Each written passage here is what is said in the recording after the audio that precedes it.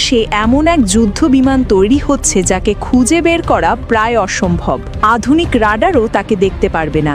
তার গতি চোখের পলকে ম্যাক 2 ছাড়িয়ে যাবে আর 1000 নটিক্যাল মাইল দূরের শত্রুকে আঘাত হানতে পারবে। এটাই বোয়িংয়ের তৈরি করা নতুন ষষ্ঠ প্রজন্মের ফাইটার F-47। মার্কিন বিমান বাহিনী এটিকে বলছে ভবিষ্যতের এয়ার সুপিরিয়রিটি অস্ত্র। বলা হচ্ছে এটি শুধু বিমান নয়, এটি হবে এক অদৃশ্য অস্ত্র যা একসাথে ড্রোন স্কোয়াড নিয়ে আকাশে আধিপত্য বিস্তার করবে। অনেকেই একে F-22 এর উত্তরসূরি বলছে, তবে বাস্তবে এটি সম্পূর্ণ নতুন এক যুগের সূচনা করবে। প্রশ্ন হচ্ছে, কেন এই বিমানের জন্য এত আলোড়ন? কেন মার্কিন যুক্তরাষ্ট্র এটিকে তাদের ভবিষ্যতের প্রধান শক্তি বানাতে চাইছে?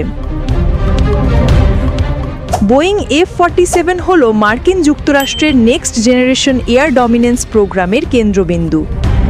যুক্তরাষ্ট্র চায় তাদের বর্তমান ফ্লিটের সবচেয়ে উন্নত যুদ্ধ বিমান F-22 র্যাপ্টরকে প্রতিস্থাপন করতে। F-22 যতই আধুনিক হোক, 1990 দশকে এর নকশা শুরু হয়েছিল। আজকের দিনে যখন চীন ও রাশিয়া ষষ্ঠ প্রজন্মের ফাইটার নিয়ে কাজ করছে, তখন যুক্তরাষ্ট্র চায় এগিয়ে থাকতে। এই কারণেই F-47, যাকে অনেকে বলছে বিশ্বের প্রথম ষষ্ঠ প্রজন্মের যুদ্ধ বিমান। প্রথম ফ্লাইট পরিকল্পনা করা হয়েছে 2028 সালে, আর 2029-30 সালের মধ্যে এটি প্রাথমিকভাবে অপারেশনাল হবে বলে আশা করা হচ্ছে। মার্কিন বিমান বাহিনী অন্তত 185টি বিমান কেনার ইচ্ছে প্রকাশ করেছে। এর জন্য বোয়িংকে দেওয়া হয়েছে $20 বিলিয়ন বেশি মূল্যের বিশাল চুক্তি।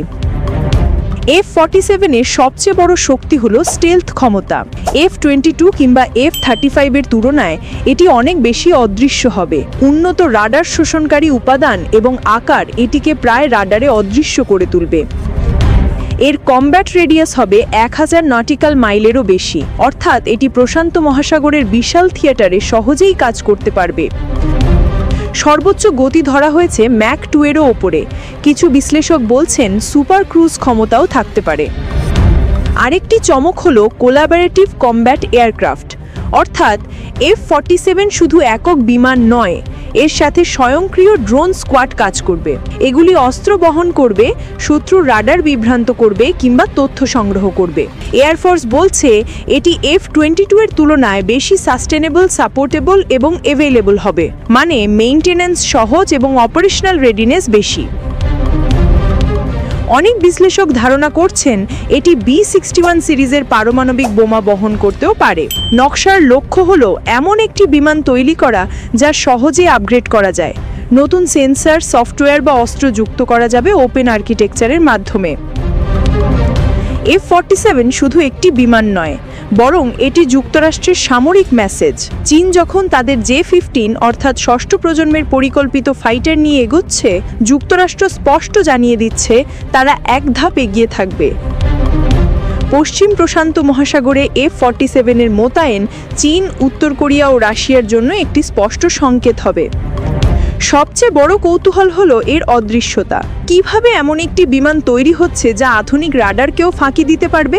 এটাই আসল রহস্য, আর এই কারণেই একে বলা হচ্ছে আকাশে তৈরি হওয়া অদৃশ্য অস্ত্র।